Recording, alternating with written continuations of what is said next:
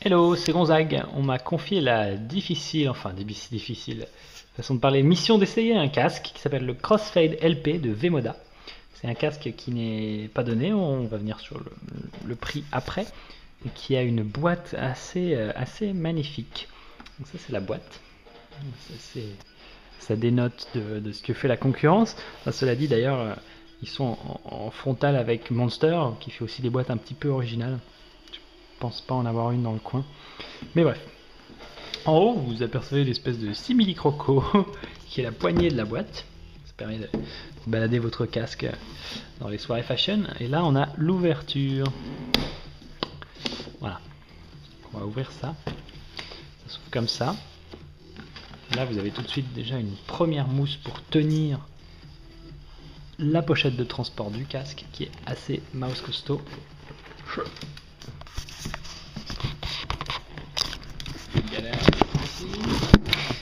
Voilà. Ben voilà, tout est sorti d'un coup. J'ai la pochette.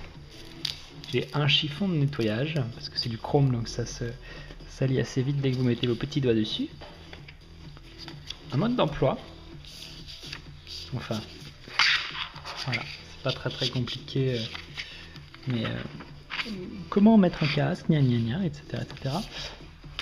Et une carte avec un numéro qui est une carte Vemoda VIP. L'idée c'est d'avoir un abonnement entre guillemets à un truc un peu exceptionnel, machin, concernant le fait que vous possédez un casque soi-disant VIP. Bon, c'est vrai que le prix le rend un peu exclusif, mais pas non plus complètement inabordable. C'est pas comme les téléphones dont j'ai complètement oublié la marque, mais qui avaient un service de concierge intégré. Ah, par contre, il y a un truc bien derrière le mode d'emploi, c'est que déjà le wording est rigolo, c'est-à-dire pause, faites un peu attention et lisez ça, qui explique ne rendez pas ce casque à votre revendeur si vous avez un souci avec, appelez directement le customer concierge. Donc il n'y a pas de traduction française directe de ça, mais c'est un peu le service client premium qui s'occupera de vous. Donc ça c'est une bonne approche en termes de quali, et peut-être beaucoup mieux que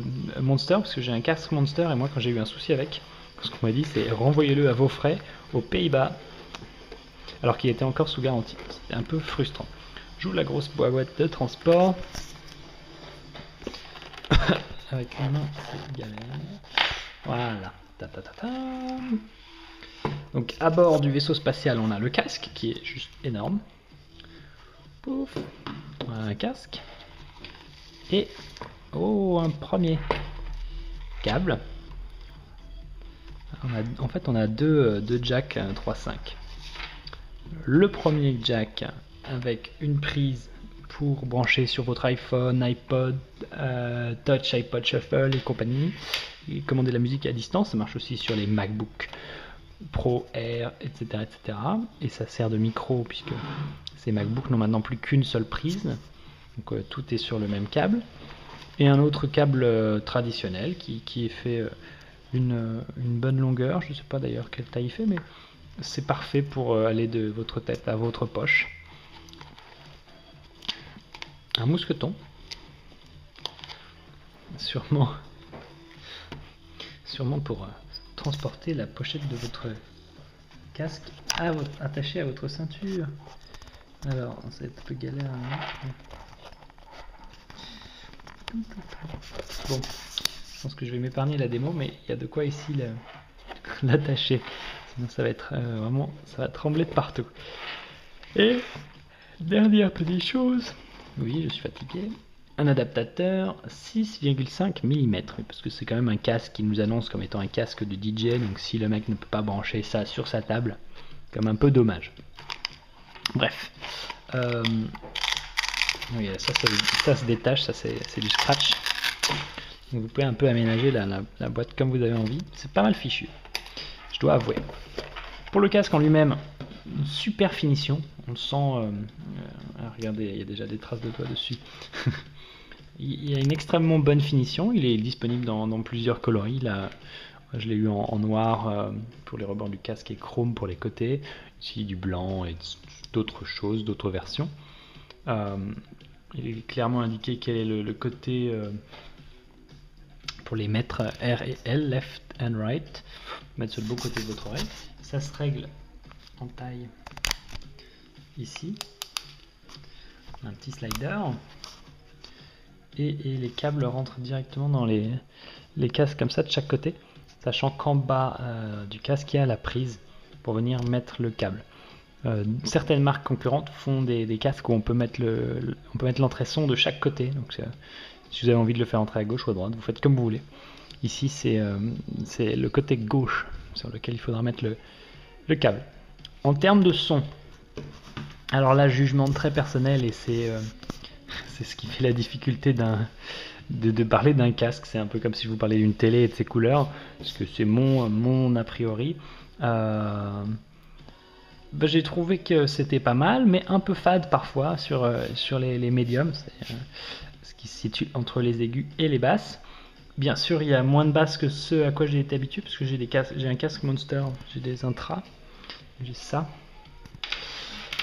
qui font vraiment beaucoup de basses. Est-ce que j'achèterais un V-Moda?